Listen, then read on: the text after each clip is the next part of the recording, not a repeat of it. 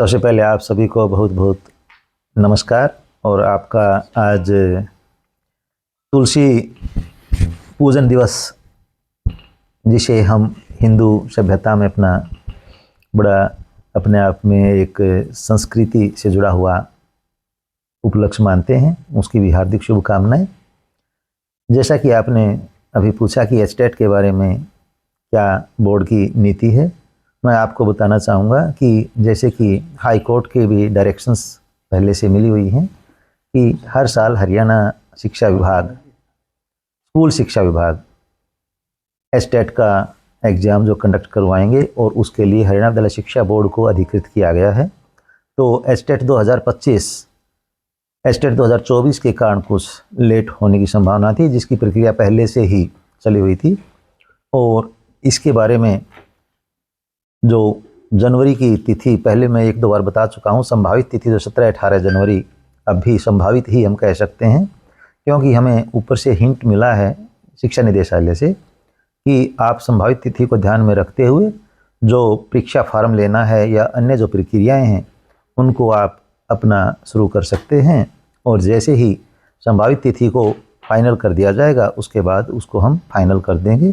लेकिन फ़िलहाल मैं परीक्षार्थियों को, खासतौर पर अभ्यर्थियों को यही कहना चाहूँगा कि 17-18 जनवरी को ही अपना निर्धारित तिथि मान करके आप अपनी तैयारी रखें, क्योंकि जैसा कि पूरे साल का कैलेंडर देखने में आया है, फरवरी में केंद्रीय विद्यालय संगठन के एग्ज़ाम्स हैं जिसकी वजह से कोई तिथि उस समय नहीं है। उसके बाद फरवरी और मार्च में ही अपने हरियाणा विद्यालय शिक्षा बोर्ड की परीक्षाएँ हो जाएंगी शुरू, जो कि मई तक उस प्रक्रिया में ज़्यादा व्यस्तताएँ रहेंगी। और फिर डिफरेंट कमीशंस के और दूसरी एजेंसीज हैं उनके एग्ज़ाम चलते हैं। तो इस तरह से यदि हम ज़्यादा डिले करने की इसके बारे में सोचते हैं तो कहीं ऐसा ना हो कि 2026 का जो हमें एचटेट आगे करवाना है उसकी परिस्थिति भी यही हो जाए जो अभी एचटेट 2025 के लिए 2024 एचटेट के कारण हुई है।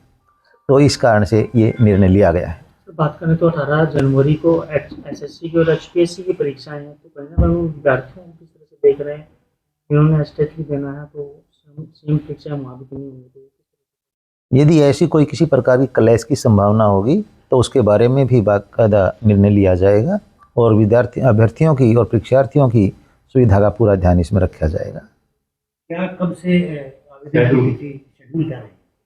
आवेदन का शेड्यूल जैसा कि आप सभी को पता है, कल शाम को यह एक्टिव हो चुका है और 4 जनवरी तक रहेगा। 5 जनवरी तक इनको एक दिन का समय दिया गया है। यदि किसी अभ्यर्थी को, किसी परीक्षार्थी को मतलब कोई करेक्शन अपना करना है या कोई एडिशन करना है, जैसे कई बार ऐसा होता है कि तीनों लेवल के लिए भी अप्लाई करने की कुछ एक परीक्षार्थियों की, अभ्यर्थियों की योग्यता होती है, तो वो उसके अनुसार अपना कर सकते हैं।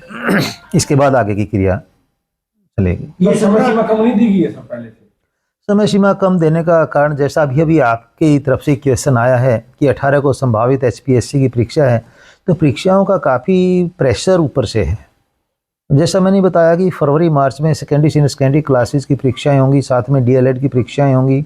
उसके बाद फिर रिजल्ट प्रिपरेशन वगैरह तक आप और हम सभी जानते हैं मई तक हरियाणा विद्यालय शिक्षा बोर्ड बहुत ज़्यादा व्यस्त रहता है। उस प्रक्रिया में रिजल्ट डिक्लेयर करना बड़ा ज़रूरी होता है, क्योंकि सीनियर सेकेंडरी के जो विद्यार्थी होते हैं उनको आगे AIEEE, जेई, नीट वगैरह के अपने उनके जो एग्ज़ाम है, कैरियर से रिलेटेड जो उनके फैसले हैं वो लेने होते हैं, तो वहाँ ज़्यादा कंसंट्रेशन देने की आवश्यकता होती है।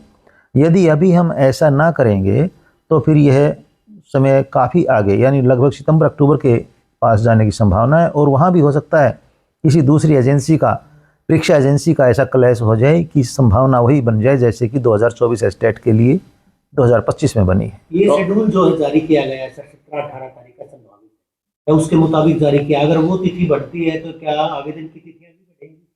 आवेदन की तिथियां नहीं बढ़ेंगी, क्योंकि आवेदन देखिए आजकल टेक्नोलॉजी का ज़माना है, इंफॉर्मेशन टेक्नोलॉजी के आप 24 आवर्स इसमें कभी भी अप्लाई कर सकते हैं। वेबसाइट एक्टिव हो चुकी है, कोई ज़्यादा मेरे विचार से इसमें तिथि बढ़ाने की आवश्यकता नहीं है। हाँ, यदि कहीं कोई परीक्षार्थी की ऐसी कोई समस्या, अभ्यर्थी की ऐसी कोई समस्या है जिसमें मान लीजिए कि कोई डॉक्यूमेंट उसको नहीं मतलब अवेलेबल है, तो उसके बारे में विचार किया जा सकता है। ऐसी कोई हार्ड एंड फास्ट रूल नहीं है, क्योंकि इसमें भी हरियाणा विद्यालय शिक्षा बोर्ड की जो अपना एक एक्ट है उसमें प्रावधान है कि यदि अनअवॉइडेबल सर्कमस्टांसिस कोई ऐसे रहे हैं कि किसी अभ्यर्थी ने अप्लाई ना किया हो तो उसके लिए विचार किया जाता है।